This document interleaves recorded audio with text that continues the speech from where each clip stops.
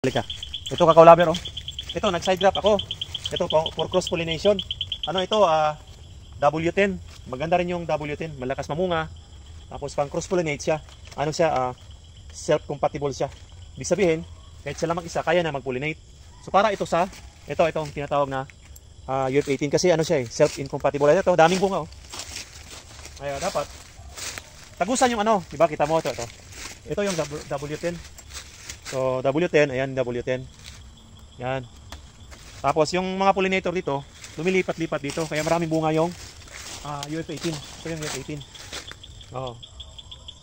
Kaya, pagpunta doon, kung makikita mo doon, makikita mo, tagusan talaga lahat. Kahit doon, kita daming bunga, oh. Tagusan talaga lahat. Yan, tagusan lahat yan. Makikita mo, tanaw mo dyan. Papunta doon. So, bunga lang makikita mo. Yun ang pag-pruning. Tapos dito, pasok kunti ang sikat ng araw. Yun ang pag-pruning, mga kakao-lover. Ito, daming bunga, oh. So, kailangan maarawan din siya para wala tayong padrat, wala mga punggos. Tingnan mo yung mga dahon, oh, individual talaga siya. Individual yung mga dahon, tapos ang daming bunga. Alright.